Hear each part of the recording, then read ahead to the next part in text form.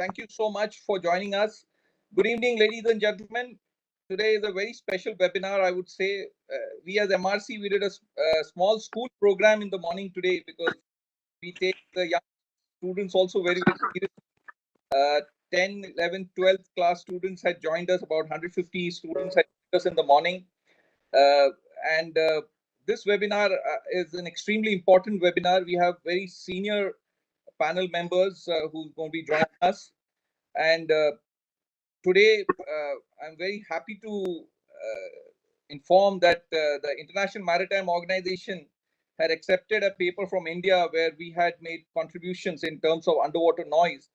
And based on that paper, IMO has that was listed in the MEPC 76 last year. And based on that, the IMO has now come back to India to ask them to be the lead nation in the Indian Ocean for underwater noise. So we have been asked to submit all the documents and all the details.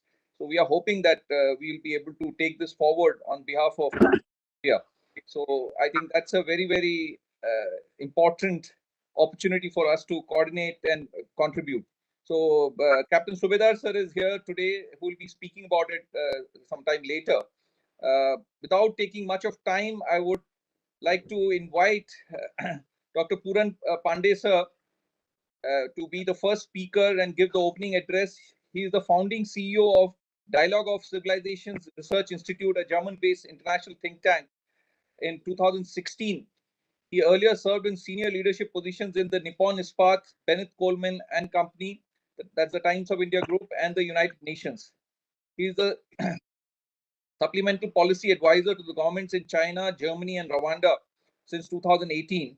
Currently serving as the resident representative of Climate Scorecard, a US climate policy think tank, based, being board member of United Nations World Food Program Trust and Sonet Group, and European policy consulting firm. Puran sir, the floor is yours. Thank you very much, Arnav, and I'm so pleased to be taking part in this very important and very specialized area that you have chosen to dedicate, not only to talk about it, not only to spread awareness about it, but also take this whole area of underwater domain awareness to academic institutions, to policymakers, to global agencies, both multilateral and bilateral. And therefore, I think this is a human service which we have been doing, and I can't, thank you enough for taking this area and trying to build India's leadership in it. So congratulations, and I'm so happy that it is happening right out of India and is being driven by somebody like you who has done it, who has seen it, and who will probably like to do this very part in a much better way. Having said it, underwater domain awareness is an area which has been talked about for a pretty long time. And this area has also been very intrinsically intertwined with quite a few other areas. And depending on how people would really like to look at it, would probably look at it. For example, somebody studying international affairs could really look at this whole area from a geostrategic, a geoeconomic side of it. So that is one part which people could probably, anybody studying economics could probably like to understand more broadly as to how could the sea, undersea assets could be valued. Because many a times we do not really understand the value of a thing unless we really put a price on it. So economics people will probably try and take it from a different kind of a view altogether, which would be what are the assets inside the sea or underwater? How could they really, matter to everybody? And they will start putting the price.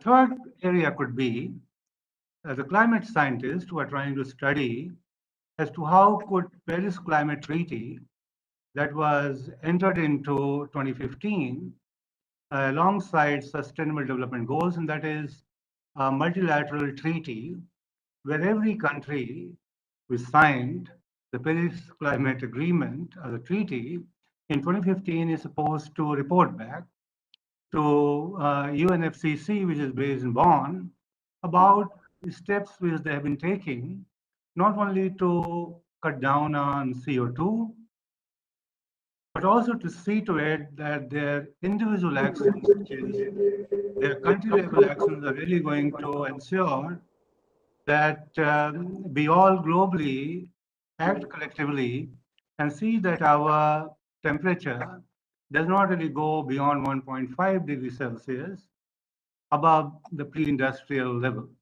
So there are several aspects to underwater domain. And anybody who might be studying liberal arts, for example, or social sciences could probably try and see to it as to how our communities are going to be really impacted. So it is really a very uh, wide array or cascade of an area where anybody and everybody could probably try and find some value in pursuing this underwater domain awareness. So there can't be any other area or any other issue which could have so many facets to it, and everybody has something to do. And I think this is the beauty of this particular dimension to underwater awareness. And having said it, I would only say that while it has climate side to it, it has geostrategic side to it, it has economic side to it, and then it has multiple other sides to it: maritime, navy, uh, air force, sea level rise. I mean, there can't be any better area to pursue than the one which we are talking about today. Having said it, underwater domain awareness to me looks like that it is something which offers us an opportunity to be able to see underwater, you know, assets which are assembled in a way which is, as I said, which is very closely related to maritime. And maritime will mean as to how do we really secure our country, how do we really secure our region, and how do we really work collectively in a way. And if we were to really look that broader dimension to underwater awareness, it all means that, and we can say it, that now there is an intercontinental shift in geopolitics. Countries do not really want to be embedded into any continental outlook kind of thing. Everybody is trying to find a way out whereby they could probably stand up and get counted as a maritime power. And that is no exception to Indo-Pacific. And this is where we see powers that be, including India, Japan, US, and Australia, they have been trying to come together and trying to see that it is not really just about a military coalition of willing partners, but it has many more assets to it: climate, technology, acoustics, sonar systems being built in, which will really have science and technology, which collectively will really bring people and processes in the countries to really step up. And while they step up, they could not only secure their own countries and the region, but they could also probably secure, uh, maritime borders, establish rule of law, and see to it that predatory powers that be in the region do not really raise the challenge of political disability.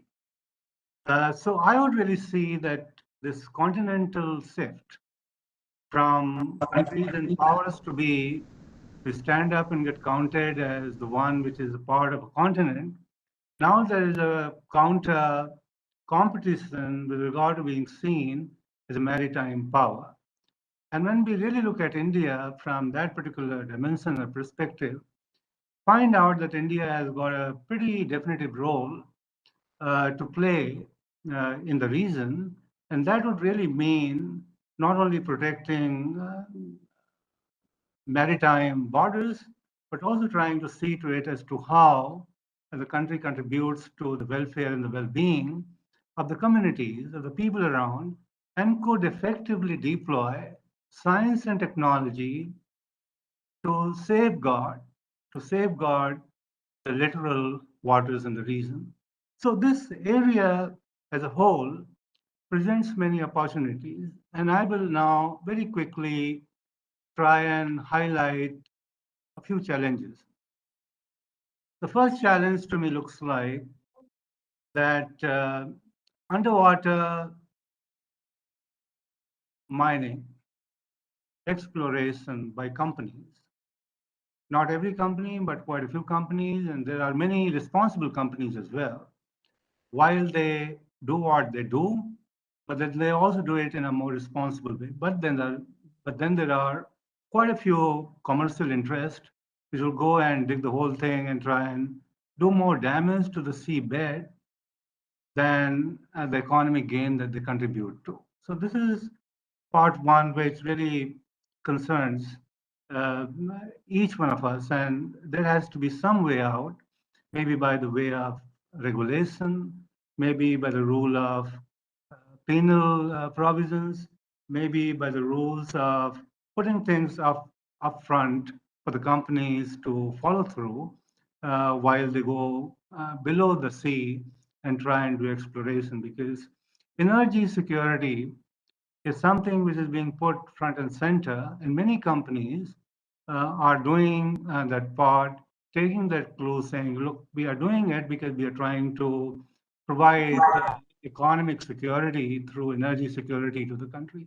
So this is a part one. The part two is countries which have fairly powerful submarines, US, Japan, North Korea, and Canada. I mean, they have enormous capability to destroy everything that we have under sea. And we have to really find a way out, maybe through uh, some means which would be regional or international, and make that enforceable, because there are UN conventions which are lying, in the self, but nobody really tries to follow it through. So I think these are the two concerns which are the challenges which I feel are very important to be remembered, and some kind of solution has got to be found out. Now, where do we really come together, and how do we really come together to see to it that we all collectively move in a direction or a trajectory whereby we can contribute more than the damage that we could probably create? Our seas are the largest sink of CO2, and they really sustain the lives on the earth. And if they really go away, then we are really going to have a lot of difficulty in the problem. Second one is that we have got to really bring a lot of non-state actors and sub-regional actors like academic institutions, media, companies in the corporate sector to come together and build a coalition of willing. And finally, we have to really see that while we transition from now into tomorrow, and these things are really happening. I mean, we read and saw the news about Nord Stream 2 leaking.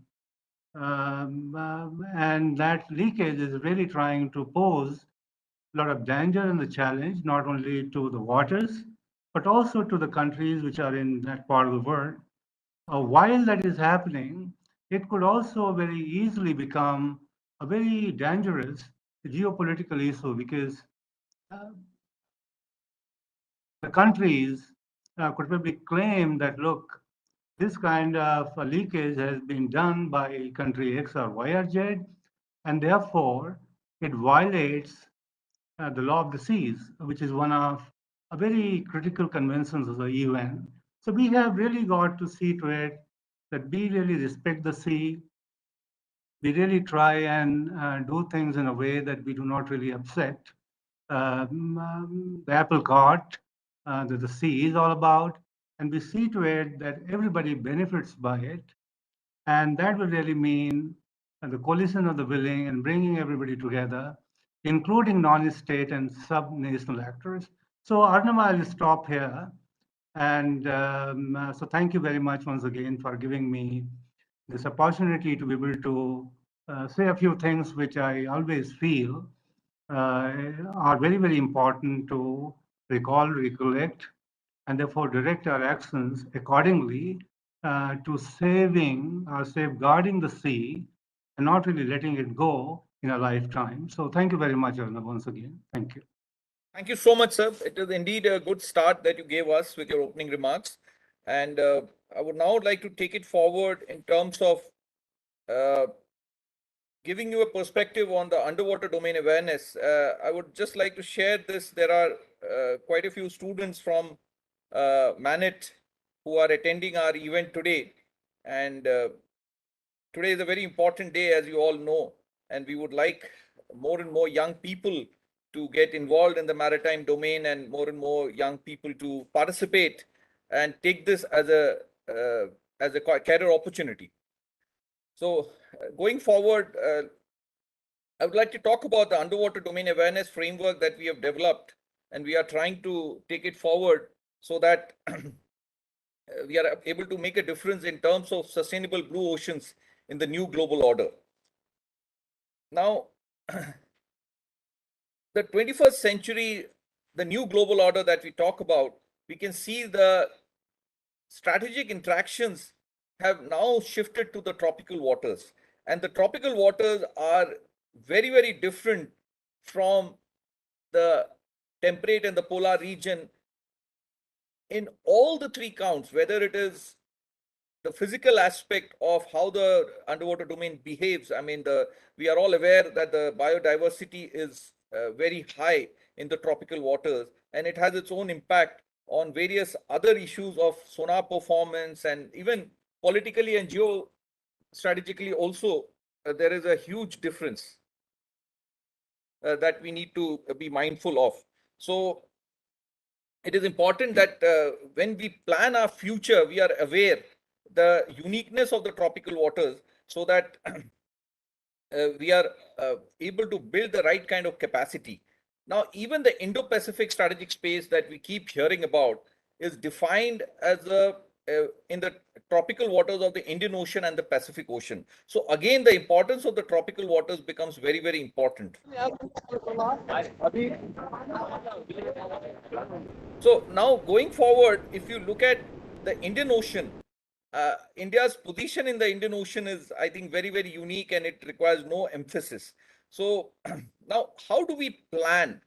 Even in a geopolitical scenario now, if you see the AUKUS is a recent announcement last year in September, and how will the AUKUS manifest? Here again, I mean, the deployments will be in the tropical waters, and what kind of underwater domain awareness have we generated or have we developed? Even as a global community, I would say. I mean, there is a very interesting paper on the MDA by Commander Borres of the US Navy, and he talks about the MDA myth versus reality, because the underwater domain has really remained a little bit of a work in progress. I mean, let's look at the history. I mean, right from the Sochus to the underwater Great Wall project. I mean, the Sochus was in the temperate waters, as you can see the location, but the same conditions do not apply in the tropical waters.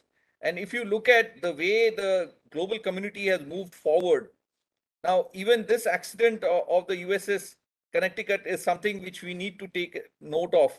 I mean, even people who have been really investing a lot, it was a very, very embarrassing incident that happened in the South China Sea.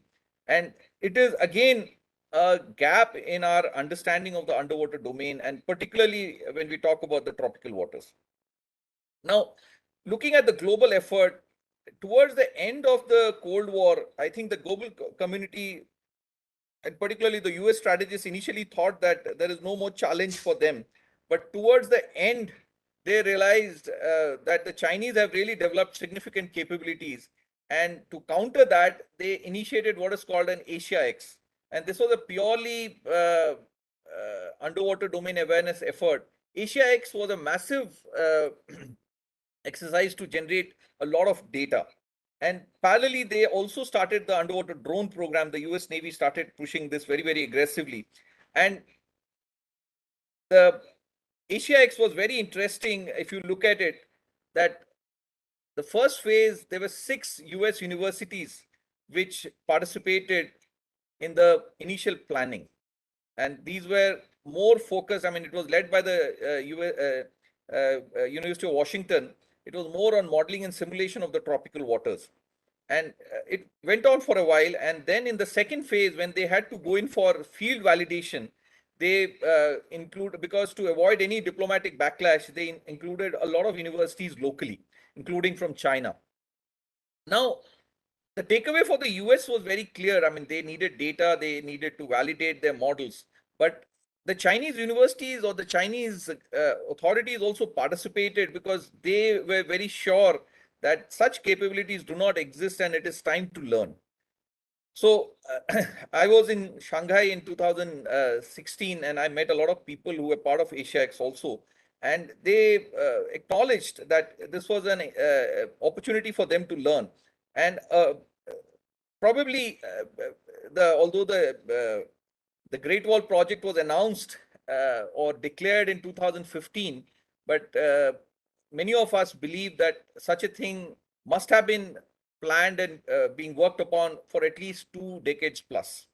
So when you look at it, although they declared the underwater Great Wall project in 2015, but it was probably the beginning was Asia X and before. So that is something very, very important. But if you look at the way field experiments are planned, or the way, I mean, in the US, the Point Sur or the SOCIUS project, they were started as at the beginning of the Cold War, but towards the middle of the Cold War, I mean, sometime in the mid 70s and 80s, it became economically unviable. And later part of the Cold War, it was even politically inviable to support such massive projects and such massive investments. So now, when we look at the MDA or the UDA, one has to be very sure how we want to steer such a project, because democracies, it is very difficult to give exclusive priority to security projects. And it is very interesting when you see the Point Sur facility had to be shut down in 84. They gave different reasons, but it is also well known that it became economically also unviable to support such a big projects.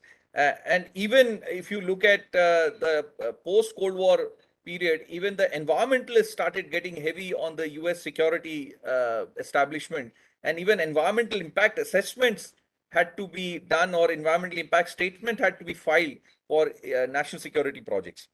Now, there is another example I would like to cite. If you look at now in this part of the world, there are even strategic submarines being deployed. There have been an incident where snapping shrimps have actually swarmed a submarine. The sonar of a submarine was totally swarmed by snapping shrimps. Snapping shrimps are creatures that produce 200 dB reference 1 micropascal. And they are, I mean, compared to that, blue whale generates sound of the order of 196 dB. The snapping shrimps are in millions in a snapping shrimp bed.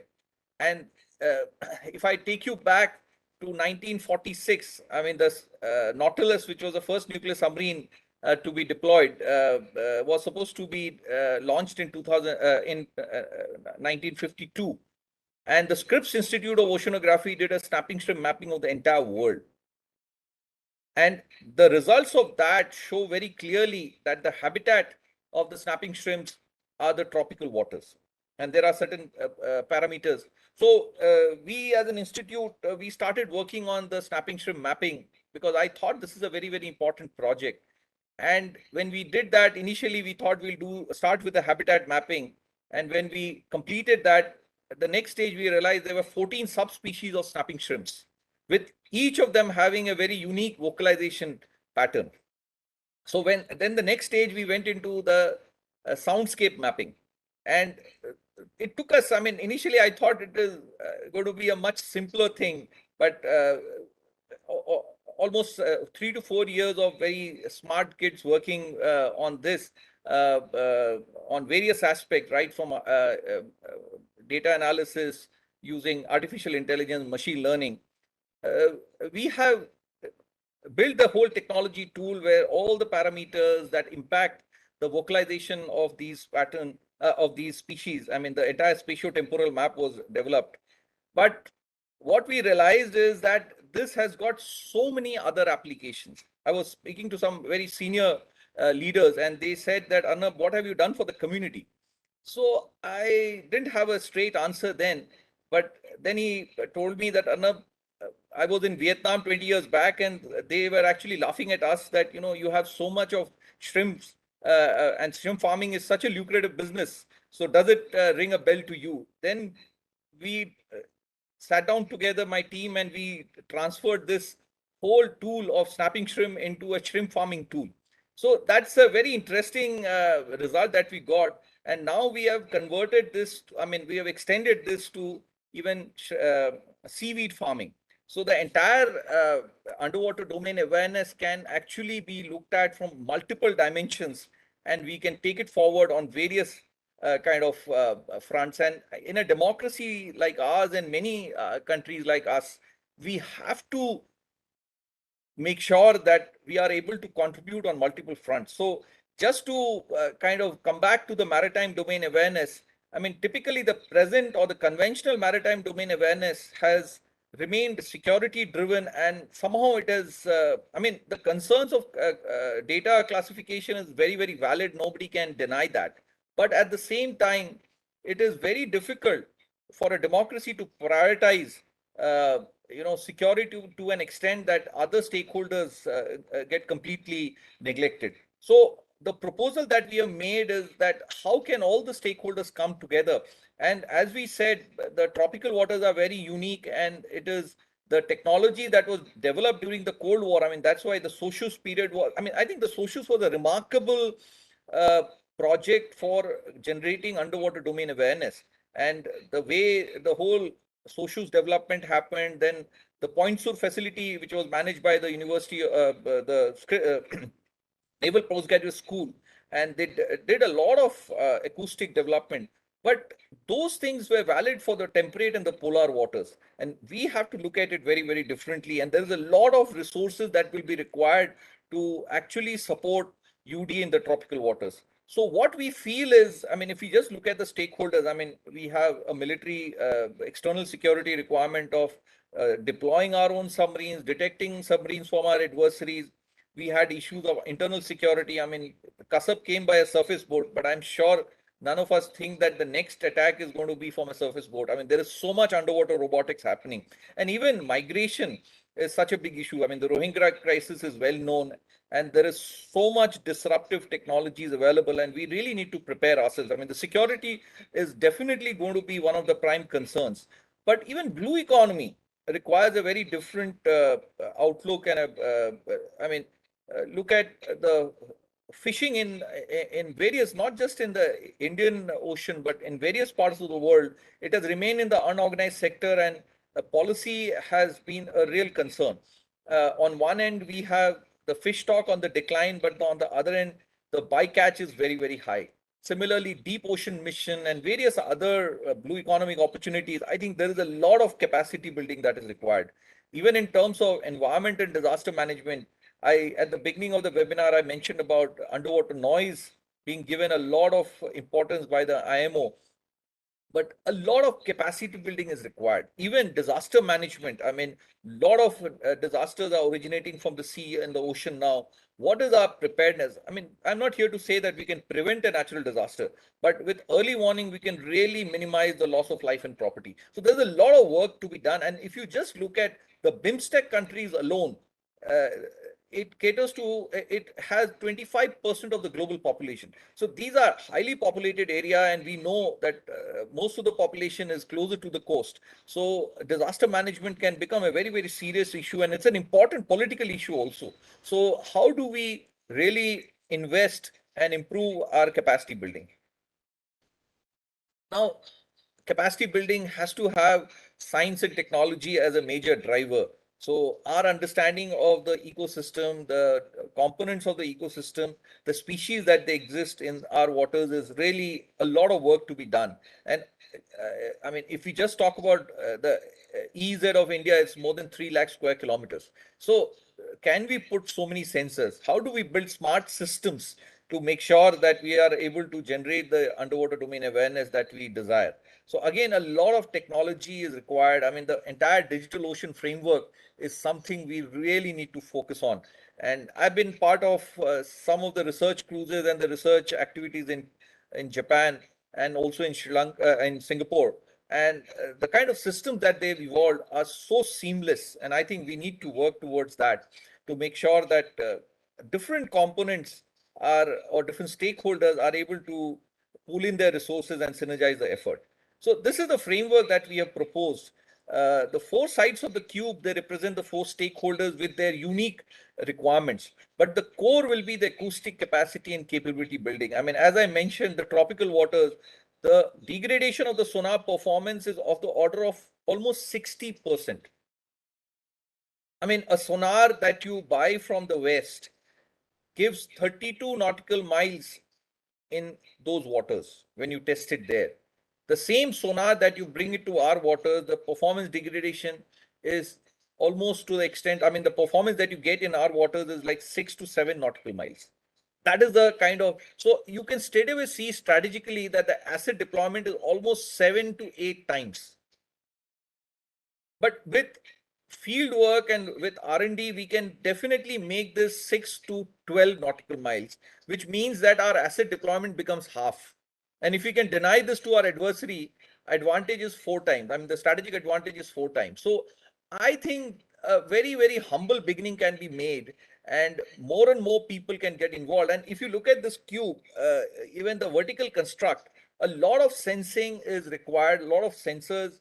I mean, data collection will be required, application specific analysis, and then a lot of policies are yet to be even looked at. So this framework can give a very good policy intervention structure to the authorities, and also what kind of technology interventions can we bring in, and what kind of capacity building that will be required. And even when the government tries to prioritize, or the policymakers try to prioritize the resource allocation, that also can be very, very comfortably managed. And I think I would like to also talk about the demographic aspect. I mean, the young students who are trying to get their degrees and they have to do a project, they can choose a project very, very kind of in a well-informed manner, and they can connect to the stakeholders for their future career opportunities. We have divided that into various such smaller aspects of underwater radiated noise. I mean, this is very important for the Navy or the defense forces, acoustic stealth, but acoustic habitat degradation is equally important. As I mentioned, the IMO has now taken it very, very seriously, and now it's going to be, India has been asked to be a lead nation. So I think it's going to create a huge amount of opportunity for our young people looking at different career opportunities. Even shipyards and the ship designers have to really look at this very, very seriously. So there is huge amount of opportunity, and it's a multidisciplinary opportunity. I mean, not just limited to science and technology, it is also people who are into policy making, people who are into geopolitics. They should also be aware of this, and they can also contribute. uh, so we have been doing multiple projects: spatiotemporal ambient noise mapping, 3D mapping, shrimp habitat I talked about. Even the same thing can be used for submarine deployment tool, and AUV design and development. I mean, this is what I would like to quickly talk about a specific project. The automated identification data has been used to generate underwater noise maps, and you can see the heat map that has been generated, and this can be really used for multiple purposes, even for ecological conservation, policy intervention, even for military deployments, even for blue economic deployments, your underwater equipments can be, or underwater sonars can be deployed using such a map. I talked about the shrimps. You can see the habitat mapping and the soundscape mapping. For various species, we have done this and then kind of put this into a larger framework where it can be used like a digital tool. We do a lot of awareness program. Before the pandemic, we did a series of underwater UDA summer schools. We'll be starting it definitely from next year. The pandemic gave us a break, but we did a lot of online programs also during the pandemic. But I think the value of physical thing is different. So now I think we will be moving into the physical events as well. You can see very senior people have come and helped us in taking this forward. And it's a 6 weeks. So UDA Summer School is a 6 weeks program. Then we also do a lot of field experimental work. Khadakwasla, we have done deployments and data collection, right from a PhD student to postgraduate students, and even young students working on various projects have participated, and the data is available. And this is all real world problem solving. So you can see different types of sampling has been done. And typically, I would submit that an outreach, engage, sustain program is required. I mean, something like this to have outreach and sensitize the various stakeholders, young students. And then once we are convinced, then we get into the next stage of engagement and then build sustainable projects where we can take it forward. And I propose a center of excellence where we have 5 centers under the same umbrella: a multidisciplinary research center, uh, innovative ideas into the startup ecosystem, skilling programs, academic center, and a strategy center. We've got recognition for all the 3 verticals that we have talked about. There's not much of time, so we will move forward. And in the Indian context, I think there are already enough programs by the government or enough schemes by the government which can easily be supported by the UDA framework. And there are so many stakeholders who can be served, and the perfect user academia industry partnership can be built on this. So thank you very much. I think I've taken a little extra time because today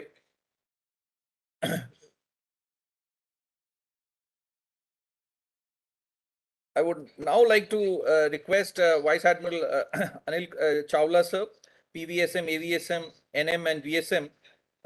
He retired from the Indian Navy, having served as the Director General Naval Operations in 2014, Chief of Personnel, and is presently pursuing his PhD on China. I've heard Admiral sir on his understanding on the Chinese maritime strategy and various other aspects, and it was really very, very insightful. And he has served as the 28th Flag Officer Commanding in Chief of the Southern Naval Command. Admiral sir, I request you to kindly make your presentation. Good morning, Arnab. It's been a pleasure to always be associated with you. And when I was in service, of course, we had a lot of interaction, but I think you're doing a yeoman service in as far as UDA is concerned, and we hope to continue this association as you're aware. The kind of work that you do is very meaningful, and what the Maritime Research Center does, and it really sort of invigorates all of us to see what all has been achieved, and particularly your enthusiasm in pursuing this forward. And it's indeed a very, very important topic. I've been asked to speak on the maritime security aspect of the Indian Ocean region as far as the underwater domain awareness framework is concerned. So I'll confine my remarks to the security space and explain the various dimensions that we need to really look at in the years ahead in this very important domain. Now, if you look at the Indian Ocean itself, this is, 1/5 of the world's oceans. And of course, we take pride in the fact that it's the only ocean named after a country, which is India. And the characteristics of this ocean, as most of you may be aware, but for the benefit of the students, etc., who are here, is that the ocean is walled. It's walled to the north by the landmass of India and continental Asia, to the west by Africa, to the east by Southeast Asia and Australia. And it's really connected to the other oceans by a number of straits. These straits and choke points, as we call them, are very vital to the flow of maritime commerce. they can be blocked, they can be controlled, as indeed they were in the 19th century by Great Britain when she was the preeminent global power. And today we have another power attempting to, follow in their footsteps, which is China. So these traits also lend themselves to UDA efforts. They're very well designed for that, which is something that we need to look at very closely. Now, as far as the region itself is concerned, in terms of the stability and the requirements of the people here, it is home to one third of the world's population. And notably, the population is, most of the population is under the age of 30. The average age is 30. So this is the youngest demographic area in the world today. And evidently, it's the most vibrant, and that's why it is growing at the fastest pace. And most of the interests are over here. However, when you look at the maritime security aspect of it, in the sense that when you look at the fact that the maritime power that resides within the Indian Ocean region, then it is evident that most of the maritime power, except for India and the Indian Navy and the associated maritime agencies such as the Coast Guard, etc., there is no other country really which has the maritime security capability that we have. And most of the maritime powers operating here historically are from outside the region.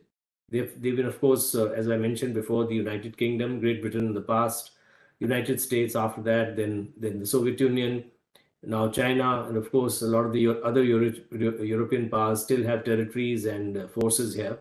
And there is a lot of military maritime activity in these waters historically. Now, the kind of resources that we possess, particularly in the Indian Ocean region, 90% of particularly of India's trade is across the seas. But we'll find that more than 80% of all global oil movements either originate from the Indian Ocean region or move through it. And this has only gone up since the Ukraine conflict happened, with the closure or stoppage of exports of oil and gas from Russia to Europe. They have now reverted back to the Middle East, and there is a boom in the Middle East, and as you're aware, the prices have gone up. So the importance of this region as far as transit of oil and gas and other natural resources is massive. The Indian Ocean is also interestingly one of the youngest oceans in the world, and so there are, as was brought out by earlier speakers, phenomenal underwater resources which need to be tapped responsibly, and we as yet don't really have the technology to do it as a whole. And when I talk about humanity, but China and in the past, of course, the United States had made big strides in being able to extract resources from the sea. And we can see that China has been given mining rights in two areas in the Indian Ocean region by the International Seabed Authority. So has India, of course, but we have not really been able to exploit it much. We've had it since 1978. Now, when you look at the maritime security interests that India has in particular, it is quite self-explanatory. Everything that comes to our country, from a cylinder of gas that is used by somebody in a remote island village, to the car that you drive, to the facilities that you take for granted, to the kind of food that you eat, to the kind of goods that you use at home, most of it comes over the seas. And we take this passage or safe passage overseas for granted, but is not the case. And the current major threat that we are facing today, since I'm speaking on the maritime security dimension, is indeed China. And why China? And Arnab mentioned about my PhD. I'm glad to inform him that I've completed it since. When you look at China's expansion in the maritime space, it's quite interesting that in 1979, when they opened up economically, Xiaoping very precisely realized that unless China becomes a maritime power, they will not be able to become a global power. So they started expanding their navy right from 1980. They changed their maritime strategy. I don't have time to go into it, but the fact of the matter is that today they have the largest navy in the world, larger than the US Navy by far. They are managed, as was brought out by Arnab, the great underwater wall that they made. They managed to ensure that operating within 1,000 nautical miles of the Chinese coast is going to be very hazardous in wartime for any navy, and this has been acknowledged by the United States Navy in their biannual report. They have, since 2008, forayed into the Indian Ocean region under the garb of anti-piracy patrols, and indeed used nuclear submarines for anti-piracy patrols. Now, this beats any logic, but they have deployed nuclear submarines as well for anti-piracy patrols. And that brings me to the major worry that we have today in terms of security, which is the massive buildup of SSNs or attacks, nuclear attack submarines with the Chinese. They today have 9 of them, and they're building them at a phenomenal speed. They are able to commission one nuclear submarine at the rate of every 2 years, which is unprecedented even for the United States. And these submarines are improving in their range, in their endurance, in their capabilities, acoustic capabilities, and the silence of their operation. The first time that they really deployed this capability to the Indian Ocean region was in 2013, in October 2013. And at that stage, it came in with a submarine tender, and hence was followed not just by us, but by many other navies as well. Subsequently, they deployed it a second time with a tender a couple of years later. But after that, there's been total silence. So it is believed, of course, that they are indeed being deployed, but they are no longer advertising it, and they don't need a submarine tender, which is required to support these operations. Similarly, if you look at the Chinese oceanographic ships, every single day in the Indian Ocean region, there are at least 2 to 3 Chinese oceanographic ships collecting oceanographic data, mapping the oceans, collecting data, mapping the seabed. There are specific areas which they've been concentrating on, which are there globally available on the internet.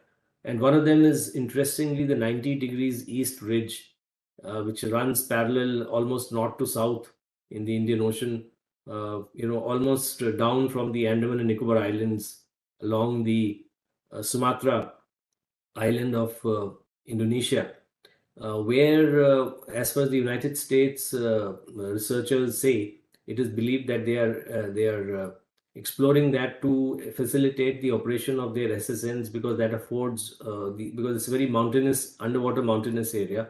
It affords a great place for their submarines to hide, and after they deploy them. So the fact of the matter is that China has become, something that we really need to monitor very closely.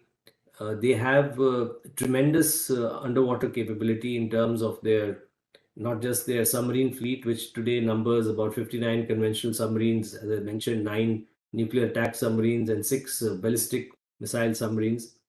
And to detect even one of those submarines, Adra brought out, the kind of degradation of acoustic performance that is there in our waters because of the very sharp negative profile that exists. It's a tremendous effort. I cannot really, quantify that in front of you today, but all I can say is that just to try and find one submarine in that ocean all by yourself is a massive effort, and would require a large number of patrol aircraft and ships and other resources to be deployed. Therefore, we have to now become smart about underwater domain awareness as far as maritime security is concerned. We can't be searching for a needle in a haystack. And that is where what the Maritime Research Center is doing comes into play. The first step is to collect the data. Today, as far as the Indian Ocean itself is concerned, while we do have some data, and the Indian Navy has been involved in collecting this data for almost the last 5 decades, but even now, it is the size of the oceans and the amount of data that needs to be collected in every kind of environment, in every kind of season. And of course, global warming is causing a shifting in these patterns as well.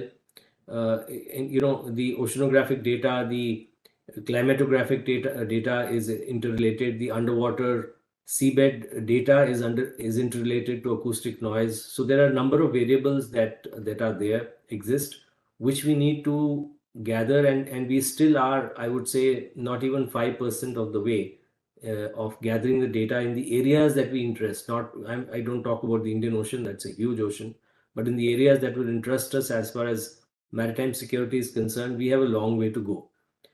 Therefore, we had proposed, and I think the Maritime Research Center is part of this, that what is needed today is a collaborative effort. No one single agency in India can do this together, but we have a lot of agencies. We have the Navy itself, we have the INCOIS in Hyderabad, we have the NIOT in Chennai, we have the National Institute of Oceanography at Goa, we have the National Center for Polar and Ocean Research, again at Goa. We have the Geological Survey of India, the Marine Wing at Mangalore. We have the National Center for Coastal Research in Chennai. We have the IMD, of course, at New Delhi. We have the National Center for Seismology in New Delhi. We have the Center for Marine Living Resources and Ecology at Kochi. And we have the National Hydrographic Office, of course, of the Navy at Dehradun, which comes into play for collection of seabed data. We have a lot of work being done in IIT Delhi, in particular, with the participation of the Indian Navy for almost 25 years. In fact, Commodore Paul Raj started his building his sonar in IIT Delhi. We have the Department of Ocean Engineering at IIT Chennai, also, which is doing human service. And we have the Center for Excellence in Maritime Studies in various maritime universities. And of course, we have some excellent, NGOs and other study centers, such as the Maritime Research Center. So what is required is, and the Indian Navy is attempting to do this, is to get all these centers on a common platform. Firstly, to share data, because only when you have data, then you know where the gaps are. You can collect more data, and thereafter, then you can start intelligently applying resources. Because as was brought out again by Arnav, as far as the sources was concerned, and a lot of people have said that we should, apply similar techniques to the various straits that connect the Indian Ocean and in island territories. But it's a very expensive business, and it's a very, very expensive technology, and we really don't still have a handle on that. So I think what we really need to do in the coming years is firstly collaborate, collect all the data that we have, make a roadmap. We have a lot of excellent human resources. We have the basic foundations, and if we collaborate and get together, then we have the broad outlines of this underwater domain awareness strategy as well available. It is then a matter of applying it intelligently so that we have the resources used intelligently at the points that we need them. The oceans today are the least understood spaces. I mean, it's commonly known that the surface of the moon and the surface of the Mars is more explored than the bottom of the sea on the Earth itself, because it's a very difficult domain to go into. And they still remain the most non-transparent area. And of course, there are attempts on to make it transparent, which is, as I mentioned, part of the entire effort that is going on. But so far, there's not been much success in that area. And therefore, I think we need to keep working very hard at this, because the resources to, as far as maritime security is concerned, to detect submarines are very expensive. And as was very well brought out by him, the sonar ranges are very small in designing technology. And to a start point for that is the collection of data. So I would just end by re-emphasizing that as far as maritime security is concerned, there is a lot of possibility now within India. Of course, we have a lot of collaborations going on with like-minded countries, which I cannot go into. But there's nothing like self-help. And I think we have the foundations, we have the institutions available. We have a limitation on resources, but if it is used intelligently, I'm sure we can collect the data necessary to implement the strategy that we already have in mind and further refine it. I'm sure this today's seminar will add to this knowledge base and to the strategy, and we'll take this forward. So I would like to wish you all the very best in your deliberations, and we would like to follow the MRC, as I do always, very keenly in the future. Thank you very much, Arnav. Thank you so much, sir. I really appreciate your comments. And in fact, as you rightly said, sir, there's a lot of requirement of collaboration. And there are I mean, definitely right from the government to the Navy and Ministry of Earth Sciences, who are spearheading the Blue Economic Program of the Government of India, and also the Digital Ocean Program. They are definitely looking at multiple aspects, and we are happy to submit that we have a MOU with the Ministry of Earth Sciences in COIS for the Digital Ocean Program, and we are also a partner to the UNESCO Center of Excellence at INCOIS to support them, because government bodies will always have a limitation in terms of the flexibility to do certain things, and in their wisdom they thought that we can complement their effort. And also the Indian Navy is now considering having an MOU with us, although on various aspects we have been working with them, but they have also come forward to look at a formal MOU with us, which is a very, very, I think, an important step. Being a private organization, we they have come forward to consider us, and they have appreciated some of the work that we have done and some of the projects that we have kind of taken forward. So thank you so much, sir, for your very, very kind comments. Now I would request Captain Subedar, sir, to talk about the underwater noise aspect and the IMO initiative. Captain Subedar, sir. Good afternoon, Arnab. Good afternoon, gentlemen.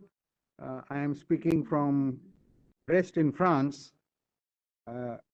Just going to expand a few lines on the IMO matter, which came up in MSc MEPC 76, and will hopefully see some daylight in MEPC 77, where MRC info paper will be upgraded to perhaps Indian background. Just like a few years ago, when when India participated in global water ballast, similarly, global ballast is now changed or renamed or new name glow noise. The UDA slowly and steadily has found its way into, not so much from pollution angle, and therefore I think that MSc 106 next month will probably catch up. This item has more to do with useful purposes of noise, underwater noise, that are on display here at Brest Expo in more ways than one. In marine drones, to using UDA awareness and expertise for safety of navigation, dredging surveys, and most importantly, bullets that could be sort of escorting inland waterway vessels where navigation other than rudimentary one is still not available. Therefore, I think the IMO will be looking at UDA more from usefulness of this technology and this domain awareness than from the pollution angle of the noise. I'm looking forward to working with MRC, particularly on safety of navigation and exploration to take care of the seas. Thank you very much. Thank you so much, sir. I'm sorry, I forgot to introduce Captain Subedar, sir. He has been in the Merchant Navy for a very long time, and then he has served in IMO at London for over close to a decade. And he has contributed, he was part of the DG Shipping office as well at a very senior position. And he has been part of multiple policy aspect in the maritime domain. And right now he's talking to us from Brest, France, where the CTEC week is going on. In fact, this time in the CTEC, they have made India as the focus nation. And even in fact, the Honorable Minister of Shipping, Mr. Sarvananda Sonowal, has been invited there as a chief guest, and there is a significant Indian delegation which has gone along with him.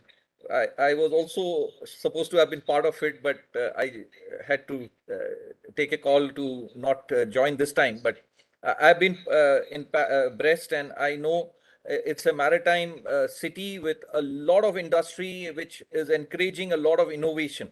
2019, we were there and we saw the kind of work that is happening and the kind of encouragement that they are giving to innovation in the maritime domain. Captain Subedar sir, thank you so much for making your comments. My pleasure, Arnab. Thank you very much. Thank you, sir.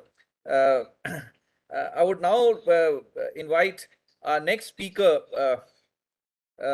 Ms. Venus Upadhyay, ma'am. She is currently a senior reporter for India and South Asia at Epoch Times, former editor-in-chief web operations at NTD India. She was a project coordinator at Sri Aurobindo Society for Media for Social Change program, and as well as a program coordinator for Every Child. Ma'am, kindly make your presentation. Thank you so much. It's an honor to be talking amidst such esteemed panelists. I must admit this is an extremely technical field, and I'm mostly going to express my views as a journalist. The first thing that came to my mind when I started to talk with your team was a simple question: how much of the earth have we known? How much of the world, how much of the earth's surface, or how much of the wonders of the earth have we actually discovered? And I think that's the context in which somewhere I would like to place my entire conversation. I have been reporting on South Asia as well, and in South Asia, the region from where I am, I've been very interested in the northern frontiers. I've been very interested to understand why the conflicts are existing in the regions that they are existing. And I find some parallels. I would not say that there are similarities, but I would say I find some parallels. And I think they can give us some very important, food for thought. And I was thinking about the Great Games, and I was thinking about how Great Games started in the Northern Frontier region in 1870. And it was in 1870 that the first, the British man landed in Gilgit. Before that, the region was not known to Europe. And that was the time when the colonial powers from that period onward, they actually started to map the region. It was such an unknown region. And fast forward, it's 150 years plus, 160 years, we have China sitting in the Gilgit region, and that region forms of the most important component of China's BRI, the China-Pakistan Economic Corridor project that goes all the way to Europe. So I was thinking, are there parallels somewhere between the Great Games that started in the Northern Frontier regions and the Great Games that are happening today in the Indo-Pacific region? And I think that's where the Indo-Pacific region has become so important for US that it is actually highlighted as the Indo-Pacific strategy. So there are a few case stories that actually I want to discuss in this context, because those are things that I have come across during my reporting. First is about Solomon Islands. I mean, we have heard a lot about Solomon Islands. We know that recently Solomon Islands had a security deal with China. We know it's coming closer to PRC, and there's a lot of concern because of the competition, the power tussle that is there between US and PRC. And Solomon Islands has also shifted its diplomatic, alliance from Taiwan to PRC. So there's a lot happening in Solomon Islands. But somewhere, when we go deep into the crux of this issue, we see that it started from somewhere as purely an environmental issue, and that is why I want to specify it here, highlight it here. Solomon Islands, 80% of the timber from Solomon Islands is exported to China. Now, by 1980, this the timbering was actually restricted, and it is only in 1990 that the Solomon Island government it started to give licenses to foreign companies to basically indulge in logging. Now, from that period onward, from 1990 to 205, the country lost 21.5% of its forest. And today, the rate at which logging is happening, according to an NGO watchdog called Global Witness, it is 19 times more than the sustainable rate. And this watchdog has estimated that if it goes in this way, then the island will exhaust its tropical forest, which cover about 77% of this country's surface by 2036. So that is not very far away. And we very well know, I don't think it's a, we don't need to be very knowledgeable to understand how tropical rainforests are linked with whether that is climate or environment or oceans or whatever. Now, what is very important here is when loggers became so important in Solomon Islands economy, it is these loggers who started to invest in tourism. It is these loggers who started to invest in the hotel, in the high tourist industry. It is the loggers who started to invest in casinos. So today, when you see a lot of civil unrest in Solomon Islands, and you see these, rioters who go and kind of, indulge in rights in a particular hotel, it's because that hotel has become synonymous with the ruling party. And that is what has happened because of this entire logging exploitation that has happened, the kind of politics that is created in Solomon Islands. I think the results of which are quite visible and probably nobody actually talks about it. It has happened because of the industry, the illegal industry, the industry which is not being governed by any norms that is actually depleting the tropical rainforest. Another case story I wanted to quickly highlight here is what happened in Fiji in April this year. For the first time ever, there was an environmental crime sentence in Fiji against a Chinese resort developer. Why? Because it had destroyed, in the process of creating that resort, it had destroyed very, very important reefs. And why it happened, why the sentencing happened? Because there were two Australians whose property was adjacent to this resort, and their property was destroyed. So from 2019 to 2022, despite of every intimidation, all kind of thing, they stood their ground and they fought this battle, and that is what happened. Now, if they wouldn't have been involved into this, nobody have got to know about it.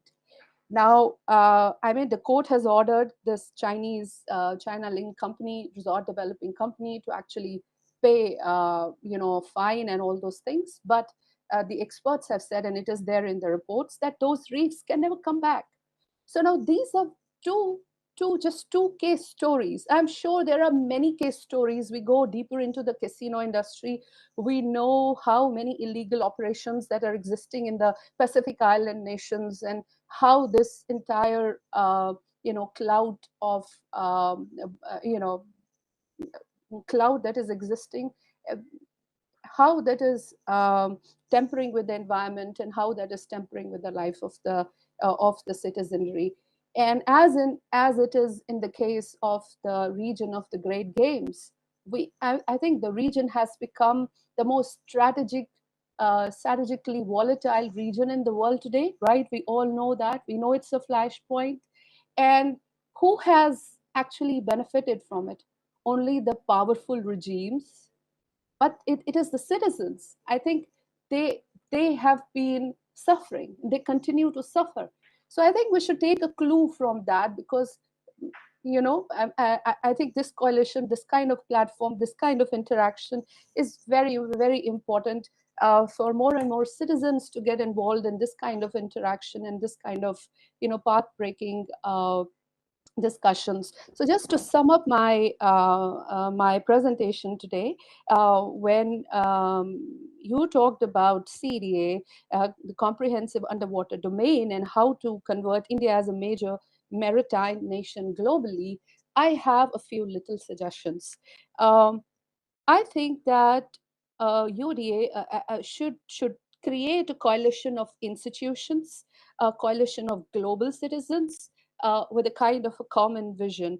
And this coalition should define certain specific objectives as well as also cultural values. I think cultural values are very, very important, which kind of help us to streamline our vision and constantly stick to it. You know, that's a criteria where we always try to align ourselves and our vision. Now, in addition to the five domains that you mentioned under CDA, I also want to suggest a few little objectives here and there, which I feel are cross-cutting, which I feel which can really strengthen the entire framework. Um, like you talked about policy intervention structure, Arnab sir. So I think within that, there should be something about policy innovation and policy leadership, because I feel in these kind of developing societies, you know, the policies are all coming from the macro level, whereas there is nothing, no participation of the micro level. When you have a policy coming from the macro level, which is very cut off from the micro level, it is never going to, you know, be successful. So you will always have policies, you know, coming up for a shorter period of time and, you know, being discussed all over on the media, on platforms, but eventually they're not going to gain anything, because it is the people at the grassroots, it is the people in the communities, it is the communities which actually sustain programs. And if the communities are not involved, I do not think that we can sustain anything. Then I think, as Chavla sir also highlighted, that research, and I think it's not just research, I think it should be a collaborative research. Now again, the collaborative research on what cultural values. And again, I think it's very important that as India, as a democratic nation, as a nation with some very strong value system, and I'm saying as citizens, as Indian citizens, you know, we have unique cultural values. So I feel, what would collaborative research means? I think that's important to for us to brainstorm.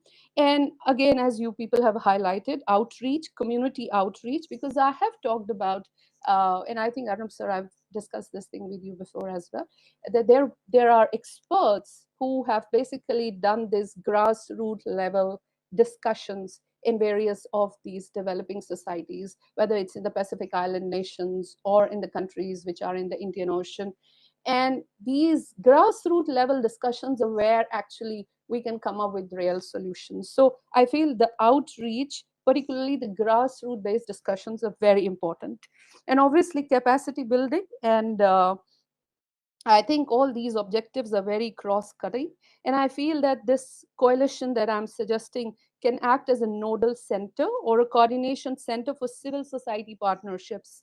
And as part of cultural practices, participatory approaches and facilitation of grassroots participation be given as much value as policy design at the macro level. And I think that's how a democratic society should function. It should function at the micro level before it starts to make policy at the macro level.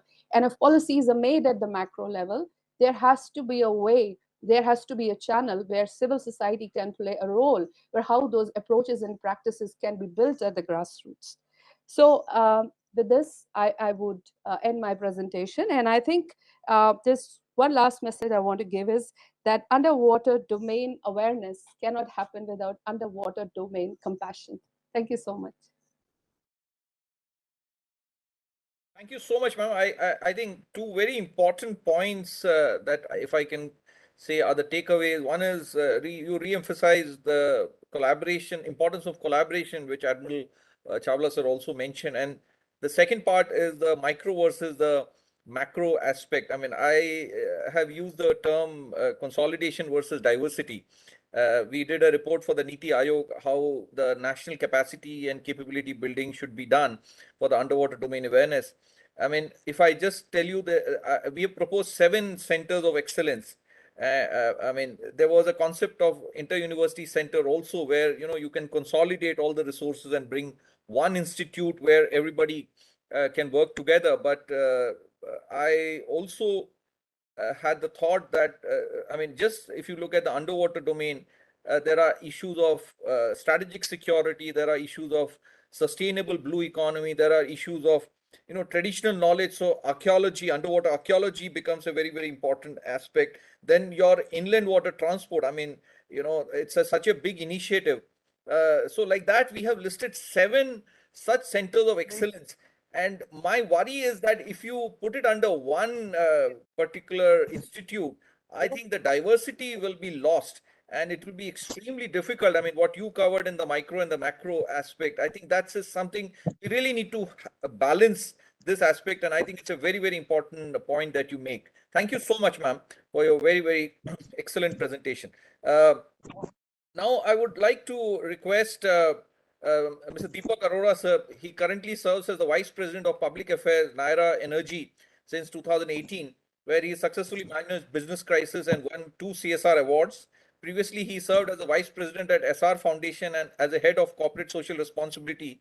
Uh, he was an international expert in the United Nations Industrial Development Organization, and he was also a project director for the Foundation for MSME Clusters in India. Deepak Arora, sir, the floor is yours, please. Good evening, ladies and gentlemen, and thank you for inviting me to this forum and share my views. We are living in times where energy is really at the center of global politics, and there are lots of people who are using the word the energy weaponization, and it is something that we are really seeing very closely in our generation now. So, what I would really speak about is in this context, if I see oceans are really the future of energy. And in my perspective, it is the next frontier that everybody should be looking at. And I will do a brief talk about how I see the oceans as the next frontier for energy security, and energy security also being at the center of our own national security in that sense. So, if we look at India as a nation, we have close to 7,500 kilometers of coastline, which is very large, one of the largest in the world. We have more than 1,000 islands across the country, again extending the coastline. We have our 95% of trade, which is done through sea. And offshore energy is one of the priority areas as we speak for the country as a whole. So, in that sense, the oceans are really the most significant aspect and the most significant component for our future economy. If I again look back at how we are currently shaped and how we are currently exploring the resources that we have. So, while as a nation we are highly resource deficit when it comes to energy, we are also quite resource endowed. Only thing is that those resources have probably not been very adequately uh, captured, or they have not been adequately explored. So again, if I look at the ocean as a resource has been very highly underexploited when we look at us as a country, and that's one of the reasons why we see our energy mix very highly leveraged towards oil and coal, which are non-renewable resources. In fact, 80% of our energy needs, be it grid or mobility, it actually comes from coal, uh, oil, and the biomass, which is also a significant portion. And from this structure or construct of energy consumption, we are by 2070 we have an aspiration that as a nation we have to be carbon neutral. Now, it's not an easy journey to tread in the next 40 years. It's a very complicated 50 years. It's a very complicated journey to travel because it requires uh, changes and adaptations at multiple levels. But one thing which is gradually happening is that as a nation, as the government of the day, there is a very strong realization that unless there are adequate steps taken in that direction now, we may not end up where we desire to be by 2070. And in that desire or that vision of 2070, oceans are probably the single largest unexplored resource that we currently have. As I said, almost 95% of trade is global, but at the same time, if I see, there is only about 500,000 square kilometers of ocean area that has been explored for natural resources. But if we compare ourselves with countries in the Western world, if I take the example of the Nordic countries, if I take the example of the United Kingdom, they have sufficiently mapped their resources into the ocean. And that is something which is really cushioning them against the energy shocks that might be coming in. Now, from this, if I see how the future will really unfold, uh, we are going to see a sudden surge in different sectors because of not only our growing population, but also a sudden increase, a gradual increase in the per capita income, because of which it is forecasted that our energy consumption will go up by almost 50% in the next 1 decade. Our construction activities will go up by almost 70% in urban areas in the next 1 decade. Now, this requires resources, be it iron ore, be it steel, be it energy for mobility, be it energy for habitation. As a land mass, land focused country, we have largely checked on whatever resources are available.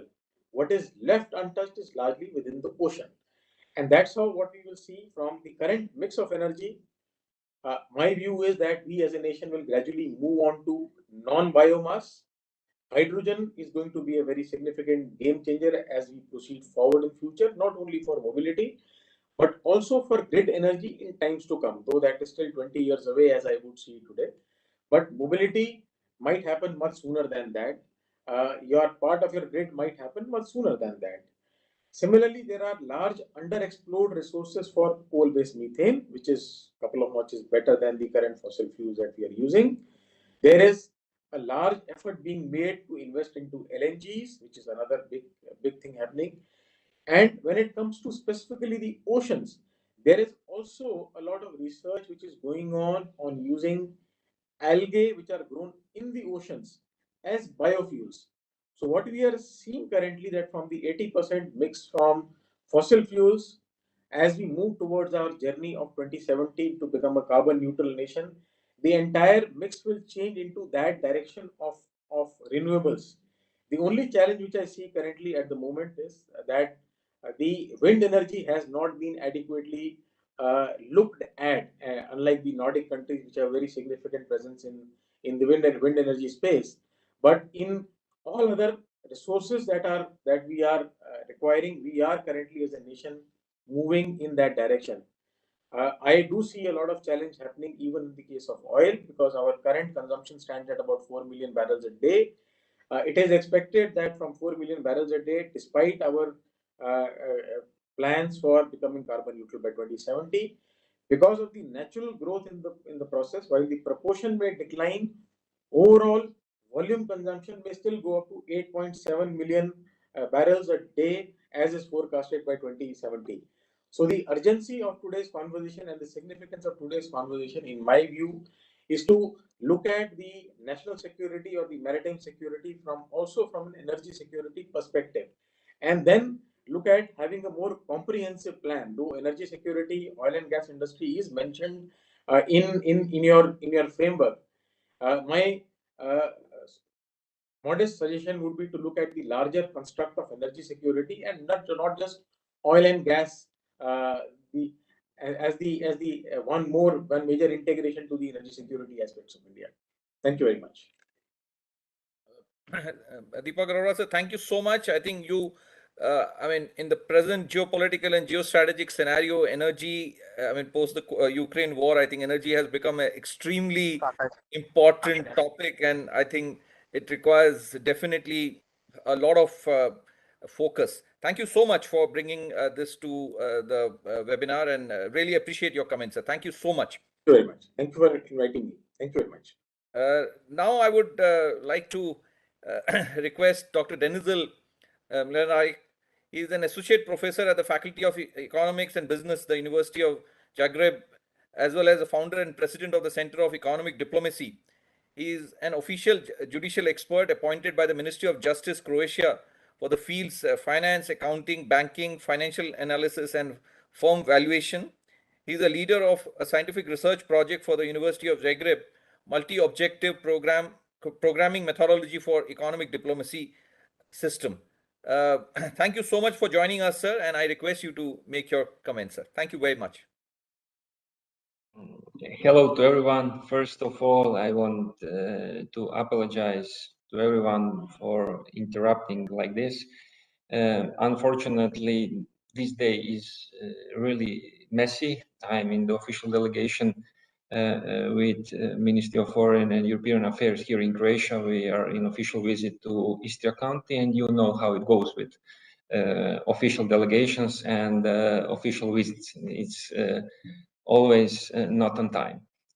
So sorry one more time, and I'm very happy. I'm glad to be here with you. Thank you very much, Mr. for very kind introduction. I prepare some few slides maybe to share with you, just to see how it works. Does it work? I'll share it. Is it visible to you, everyone? Yes, sir. Please go ahead, sir. We can see it. That means F5. Yeah? It's good. You see it. Great. First of all, I would like to thank Professor Dr. Puran Pandey and the center, the Maritime Research Center from Pune for inviting me to be here. And I also want to thank to everyone involved for their hard work to organize this such important event on, I would say, essential theme. This conference provides an excellent, actually, opportunity to discuss very important topic on ocean governance and to share experiences on exact issue from different micro and my point of view would be macro perspectives.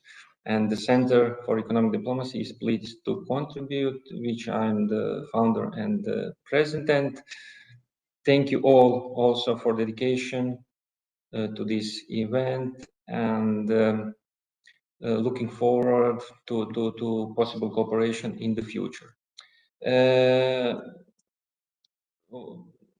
Short content of this presentation includes short introduction. I divided in 3 more parts: importance of the Indo-Pacific, EU strategy for cooperation in the Indo-Pacific, and of course conclusion remarks to conclude my session. I put more emphasis on cooperation and connections between European Union and Indo-Pacific. I want to just give a brief introduction in the theme, but in overall, I will give more emphasis on broader perspective of the theme, macro perspective. Ocean governance, we all know, you know better because you are professional in it, can be described as formal and informal rules from one side, arrangements, institutions, and concepts which structure the ways in which the sea space is used. We all know that we have 3 phases. First phase is Geneva regime up to 1958. Second phase is from 1959 until the conclusion of UNCLOS in 1982. UNCLOS stands for, as you all know, that United Nations Convention on the Law of the Sea. That is the third phase in 1982. It's enough for gentle introduction. I want to say that what's important in this theme, how to connect economic perspective and geoeconomics, put all together. That means we cannot avoid the United Nations 2030 Agenda and the 17 Sustainable Development Goals adopted in 2015. It's actually set up for the global roadmap for achieving sustainable development, and it includes life below water sustainable development goals. I suppose that's one of the main issue today, and on the sustainability of the ocean life on our planet. oceans. What to add on it? We all know that increased flooding and loss of marine biodiversity. The combination with other man-made stressors such as pollution from land-based sources marine problem. Induction give us a picture, but not so nice picture. That means we need to do something, and it's unavoidable to have a strong cooperation between two regions. I want also underline to the importance of for the Indo-Pacific region. We need to mark that this, you can see, 9% of 2.4 billion new middle-class members will come from also to the economic union at the front of international trade and investment flow. From other side, from perspective of European Union, European Union is the top development assistance provider and big training partner for the region, which is already actively engaged in the region. The EU is stepping, I would say, its strategic engagement with the vital Indo-Pacific region. This region growing economic, demographic, and political weight makes it a player. Actually, in on the world level, it's unavoidable and international. And in addressing, sorry, something comes to my monitor. Am I still? We cannot avoid actually in the Pacific region because we all know that we all need to do more in this direction. And according to that, we have EU strategy which will give us a global gateway, and the European Union wants to contribute to the region's stability, security, prosperity, and sustainable development in line with the principle, of course, of democracy, rule of law, human rights, and international law. Over the years, the European Union has consistently made significant contributions in the region in areas such as development cooperation and humanitarian assistance, partnership and free trade agreements, tackling climate change, biodiversity loss and pollution, disaster risk reduction, upholding international law, and including human rights and freedom of navigation. Stability and prosperity is very important. It's a first topic here of the Indo-Pacific and matters for the EU and the whole world, actually. The futures on the other side of the European Union and the Indo-Pacifics are, as I already mentioned, inextricably linked, given the interdependence to the economies and the common global challenges. Geopolitical competition, the topic is very wide, but we all know that postulate is very simple. Geopolitical competition is intensifying in the Indo-Pacific, creating significant strains on trade and supply chains, as well as the technological, political, and security areas. European Union's enhanced engagement in the region aims at maintaining a free and open Indo-Pacific for all, while building strong and lasting partnership. And we have some exact actions here. On 16 September last year, 2021, the European Union joined an exclusive but growing club of foreign policy actors that have published an Indo-Pacific strategy with the release of, you can see, the EU strategy for cooperation in Indo-Pacific. European Commission followed 3 EU member states which already signed it, France, Germany, and Netherlands, and initiatives have been driving the process of EU engagement with the Indo-Pacific on the European Union policy direction, and it includes also finalize ongoing trade negotiations and develop cooperation in strategic sectors for both regions. Second, we need to protect international trade against unfair practices such as industrial subsidies, economic coercion, forced technological theft, green transition, very important. Work with partners again to climate change and to counter biodiversity loss, pollution, and other forms of environmental degradation. And the most important for today's occasion is ocean governance. We need to strengthen ocean governance in the region in full compliance with international law, in particular with UNCLOS, continue to support partners in the region to fight against illegal, unreported, and unregulated fishing, and to implement sustainable fisheries partnership agreements. That's I want to especially underline for today's occasion. Also, we need to put more attention to digital connectivity. Digital connectivity, we all know that expand the network of digital partnership with Indo-Pacific partners. It's one of the top priorities, and explore potential of new digital partnership agreements. We already signed, and we need to strengthen cooperation on research and innovation with like-minded regional partners under the Horizon Europe program, which is already existing. I also want to mention digital connectivity, security defense, and human security. For the last one, what to say about human security? We need to support health systems and pandemic preparednesses for the last developed countries, especially in the Indo-Pacific region, and reinforce the EU disaster risk reduction and preparedness engagement in the Pacific. It was very demanding.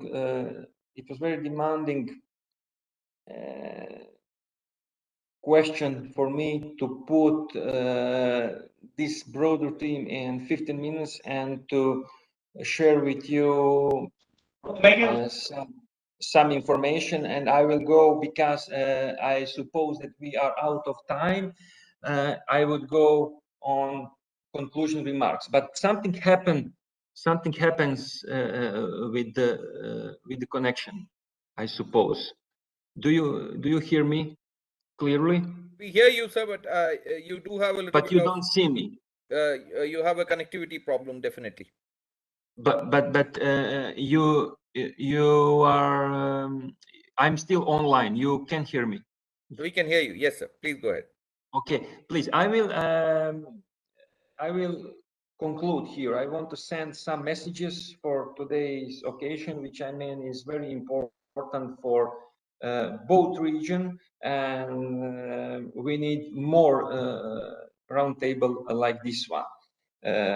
I want to underline that cooperation in the Indo-Pacific region is crucial to implementing the global agenda, including achieving the UN Sustainable Development Goals.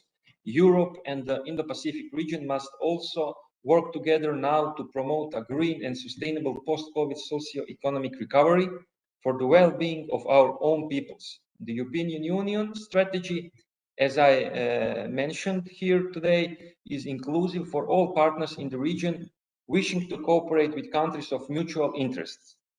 At the same time, and working with international partners who share similar concerns, the European Union will continue to protect its essential interests and promote its values, namely democracy, human rights, and the rule of law. The Indo-Pacific region is increasingly becoming strategically important for the EU. That's the most important message from this point today. And the region's growing economic, demographic, and political weight makes it a key player in shaping the international order and in addressing global challenges. The EU and the Indo-Pacific are highly interconnected. I need to underline and mark it one more time.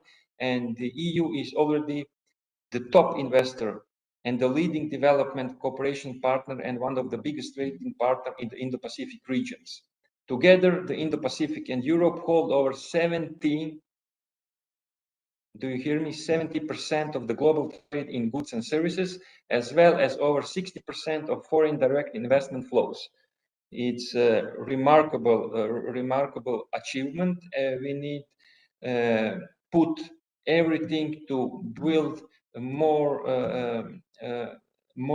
in this cooperation. And however, current dynamics in the Indo-Pacific have given rise to intense geopolitical competition, adding to increasing tensions on trade and supply chains, as well as in technological, political, and security areas. Strengthening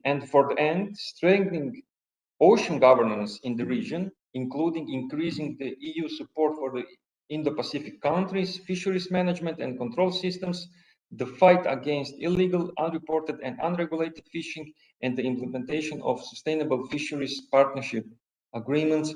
It's crucial. It's crucial for both of us and for future of the whole world. I will conclude here and finish with my presentation. Here, I'm so sorry to not have video connection with you. It seems it doesn't work, but I hope you heard at most key messages from my message today. You all have my connections. I kindly ask Dr. and Professor who is president, who is chairing this session, to share my connections, and I'm free. I'm free for any kind of cooperation, and do not hesitate to ask if you have any question, comment, or you want something to add on. Of course, if you still hear me, can you hear me? Are we we good? can hear you. Okay. I'm going through on the last slide to be sure you all see my contacts. Dimliner, it's at fsg.hr or economicdiplomacy.eu. As you already mentioned, I'm the president and the founder of the Center for Economic Diplomacy, which web is economicdiplomacy.eu, and do not hesitate to ask if you have any questions right now or in some time later. Please, I'm all yours. Thank you, Dr. Denzel. Thank you so much. Most part of the presentation we could definitely gather. There were slight issues with the connectivity, but I think we will look at the recordings, and if there are requirements, we will come back to you for a re-recording of your presentation and then circulate it to everybody. But I really appreciate you joining and making some very, very valuable points. The entire Indo-Pacific initiative. Okay, I think we have a connectivity issue at Dr. Denzel's end. We will move forward, and our next speaker is Ambassador Bernard Gunathilake, sir, Chairman of the Pathfinder Foundation, Sri Lanka. Sir has been a diplomat for over 4 decades with huge experience in diplomacy. He was the former Director General of Multilateral Affairs at the Sri Lankan Ministry of Foreign Affairs, and he was the Secretary of Ministry of Foreign Affairs. And following his retirement, he was appointed as the Chairman of the Sri Lankan Institute of Tourism and Hotel Management, and later as the Chairman of the Sri Lankan Tourism Development Authority. Ambassador Gunathilake, sir, I would request you to make your presentation. Thank you very much, Dr. Das. I think I have some problems with the video, so I hope we will do without the video. Please go ahead, sir. First of all, I would like to thank you for inviting me for this event organized by the Maritime Research Center to celebrate the World Maritime Day. The theme assigned to me is emerging global challenges in the Indo-Pacific strategic construct. In my presentation, I will actually be focusing more on the regional aspect of it, to which global issues are connected. First, let us focus on the Indo-Pacific nomenclature. As geography students, we have learned that there are 4 named oceans, that is Atlantic, Pacific, Indian, and Arctic Oceans. Lately, the Southern Ocean, that is Atlantic, has been added as the 5th ocean. We now have a water body called Indo-Pacific, combining 2 oceans, which is a creation out of strategic necessity. Economically, the Indo-Pacific region has become the center of global trade and commerce. It is a potential area of economic prosperity for the countries in the region, provided they do not get embroiled in big power rivalry and confrontation. The region accounts for 65% of the world population, 63% of the world's GDP, and 46% of the world's merchandise trade. The region has been dominated by the US for over a century without its supremacy being challenged. However, that situation is about to change now. Although we accept Indo-Pacific as a new terminology, the Australian academics have used the term since the 1960s.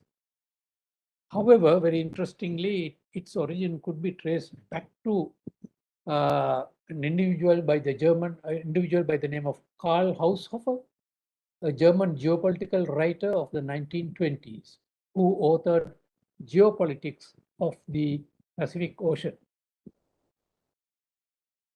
In the modern period,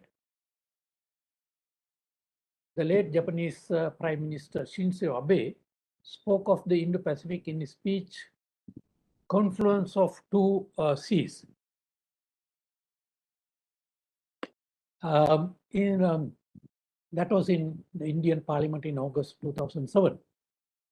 Japan's focus on the region covered the broad areas of trade, investment, and infrastructure. Prime Minister Abe later unveiled the idea of free and open Indo-Pacific in August 2016 in Nairobi.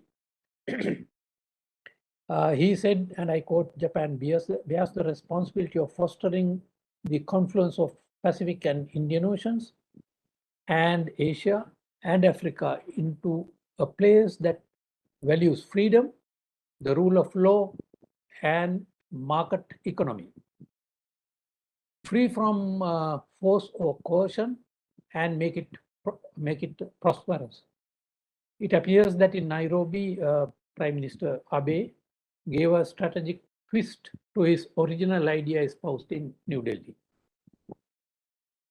The concept was later embraced by US Foreign Secretary Rex Tillerson, who gave it a strategic orientation beyond what was intended by Prime Minister Abe. In October 2017, Tillerson said that the US and India should be partners to further a free and open Indo-Pacific. Because democratic, India has been rising as a responsible power, upholding the rule of law and freedom of navigation, while China has not. He added, we need to collaborate with India to ensure that the Indo-Pacific is increasingly a place of peace, stability, and growing prosperity, so that it does not become a region of disorder, conflict, and predatory economics. With that posture, the US took ownership of the Indo-Pacific strategic construct. Tillerson was not a lone voice in the wilderness, and his view was supported by his successors, and more importantly, by President Trump. The US posture was a strategic move to challenge rising China's economic and military assertiveness. Several other developments took place around the same time. You would recall the national security strategy released by the US in December 2017. It used the phraseology, a geopolitical competition between free and repressive versions of the world order, and the national defense strategy released around the same time, termed China a strategic competitor. In May 2018, Secretary of Defense James Mattis renamed the US Pacific Command as US Indo-Pacific Command. Subsequently, US Foreign Secretary Mike Pompeo detailed the contours of the Indo-Pacific strategy, outlining a vision for the region where global commons are accessible to all, disputes are resolved peacefully, an economically open region that includes fair and reciprocal trade, open investment environment, a transparent agreement between nations, and improved connectivity. From the point of view of China, the Indo-Pacific is not a clear geographical demarcation. Being a maritime nation, China could, however, not object to the concept of free and open Indo-Pacific, which would provide Beijing free access to the region without hindrance from any party. However, China is aware that just as much as the Quad and AUKUS, free and FIOP is another stratagem introduced by the West to prevent expansion of China's maritime status.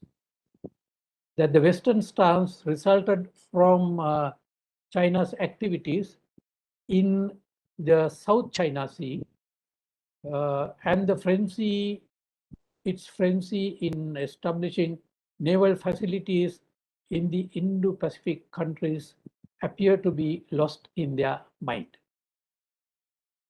Focusing on challenges now, the Indo-Pacific strategy released by the White House in February 2022 explained the rationale behind intensifying American focus on the Indo-Pacific region. It highlights that the Indo-Pacific faces mounting challenges, particularly from the People's Republic of China, and charges that Beijing is combining its economic, diplomatic, military, and technological might as it pursues a sphere of influence in the Indo-Pacific and seeks to become the world's most influential power. China has claimed around 90% of the South China Sea based on the 9-dash line drawn by Yang Huairian, a Chinese cartographer who did that drawing in the 1940s. Beijing treats the area as its sovereign territory and has disregarded the ruling made by the Permanent Court of Arbitration at The Hague in July 2016 to the effect that there was no evidence that China had exercised exclusive control historically over the South China Sea. Meanwhile, there has been no progress in the long-drawn discussions on a code of conduct covering the area. Intermittently, there have been reports of clashes between Chinese vessels, which intrude into the areas claimed by Brunei, Indonesia, the Philippines, and Vietnam. Meanwhile, China has restricted the use of sea lanes and airspace above the artificially constructed islands in the South China Sea. Chinese forces challenge ships and aircraft that use these areas with warnings that they are operating within the Chinese territory without approval or without their permission. In July 2017, 2 Chinese jet fighters intercepted the US Navy surveillance plane over the East China Sea, which had reportedly come as close as 90 meters to the US aircraft. You all will remember in 1921, a similar unsafe aerial interception ended with the Chinese fighter jet crashing, killing its pilot, damaging the US aircraft, and it to land on the Hainan Island.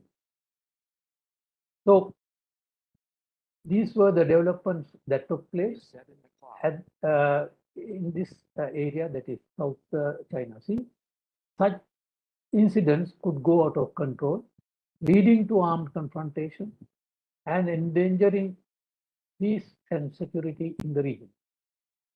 Despite such threats, we must ask ourselves whether the countries in the area would be interested in siding with an alliance led by the US against China. The recent hasty US retreat or withdrawal from Afghanistan will be fresh in their minds while responding to this question. The second challenge faced by the countries in the region is lack of financial resources needed for infrastructure development, estimated by the World Bank to be around US dollars 1.8 trillion per annum from 2016 to 2030. The Chinese investment globally since BRI was launched in 2013 has been estimated, I repeat, estimated to be between US dollars 1 to 8 trillion. Despite the predatory nomenclature attached to Chinese investment by the West, these countries have no alternative sources of investment to rely on. This inadequate resource demand will make it necessary for the countries concerned to rely on Chinese funding. The economic dependence would make it essential for the recipient countries to balance their relations instead of taking sides in the looming competition between the two global powers. The third challenge is the reliance of most countries in the region on Chinese military supplies. We all know about it.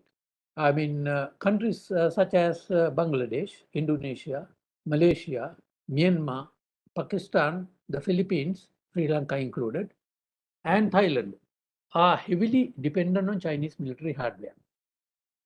China is a reliable supplier, and it does not cut off military supplies citing human rights issues, etc., as the US or other countries in the West do. In the case of Sri Lanka, during its separatist war, the country learned that China was a reliable supplier compared to many other countries. Consequently, dependence on China for military supplies will militate against some countries in the region siding with the US and its allies. Finally, let me briefly touch upon the subject of trade and commerce. The countries in the region have experienced the waxing and waning interest of the US in arrangements relating to trade and against this backdrop, 15 countries in the region, including economically powerful countries and emerging economies such as Indonesia, Japan, the Republic of Korea, Malaysia, the Philippines, Thailand, and Vietnam, joined hands with China and established the Regional Comprehensive Economic Partnership in November 2020. While the US was strategizing how to isolate China from Indo-Pacific Strategic Construct. This new economic entity, representing 30% of the global population, numbering 2.2 billion, and 30% of the global GDP, amounting to US dollars 29.7 trillion, has become the largest trading bloc in history. It is doubtful that the Regional Comprehensive Economic Partnership countries who are taking part in that exercise would willingly cast away a promising opportunity for trade in favor of a US-led another new entity. Challenges to the Indo-Pacific strategic construct appears to be many, and the countries in the region will have hard choices to make for the economic development of their unstable economies. Whatever choices they make, it is highly unlikely that they would willingly take sides, fearing armed hostilities would break out in the Indo-Pacific region, and they would end up becoming unintended victims. This is what I have to say about the subject, and I hope I made ourselves clear. And I should say at the end, which I should have told in the front at the very beginning, that what I have said here is my own views. They are my own views and not something that represents the organization where I come from, that is the Pathfinder Foundation. Thank you very much and have a good evening. Thank you so much, sir. I think you got a very neutral perspective, and I think it was extremely detailed and insightful. And we have a huge amount of students. I mean, apart from the people who are registered in the, I mean, who have logged in, there are more than 100 students who are attending from a particular institute in Pune, Manet. And your views definitely, I think, conclude the webinar extremely well. And thank you so much for bringing that perspective. And as you all know, sir has been a diplomat for over 4 decades. So it really brings a very, very clear perspective for the young students also. Thank you so much. Thank you, Dr. Really, Das. Thank you very much, and thank you very much for inviting me. thank you so much, sir. Thank you. In the end, there were a couple of questions from the audience, but because of, I think, lack of time, and I think Ambassador Gunathilake sir has mostly answered all of them in his very, very erudite presentation. Thank you so much, sir. Okay, I think that brings us to the end of a very excellent webinar, and we had the best of panelists, best of speakers from all across the world. Unfortunately, 2 of our panelists could not join because of some last-minute engagements. Sapna Narula ma'am, Dean of School for Management Studies in Nalanda University, could not join because of some important engagement in their institute, and Dr. Lalit Kumar sir also could not join. We hope to have them in our future webinar or future event. I would like to thank, starting with Puran Pandey sir, who has been instrumental in putting this webinar together. He has been the main person or the main brain behind this whole webinar, and I really thank you, sir. Admiral Chawla sir, you made an excellent presentation, and I know your understanding of the subject. I have had the privilege of meeting you several times. Thank you so much for joining us and making an excellent presentation. Venus Upadhyay ma'am, thank you very much. We've had a conversation before, and I really appreciate your comments, and I think your comments are extremely aligned with the thinking that most of the panelists have brought in. Deepak Arora sir, thank you very much for joining us, and really appreciate you joining and making some very, very important points. Dr. Denizel, thank you very much. Although we had a little bit of issues in the connectivity, but I think you made some very important points in the presentation. And when we are working on the final report for the webinar, we will definitely have a better understanding, and we will definitely reach out to you in just in case. And I would like to assure the audience that the recordings will be available, and the report will be available in our website, and it will also be communicated to all of you. And if there are certain portions of the webinar where the audio was an issue, we will correct all of that before it is put out. And in the end, Ambassador Bernard Gunathilake sir, thank you so much for your excellent comments, and almost I would say that was a very good concluding remarks to the webinar. And thank you very much to the audience. We've had an excellent audience. There are very, very senior people in the audience, and also many young students. And today is a very important day, World Maritime Day, and it is very important that we are able to encourage the next generation to get into the maritime domain and take things forward. Thank you all so much for joining us today.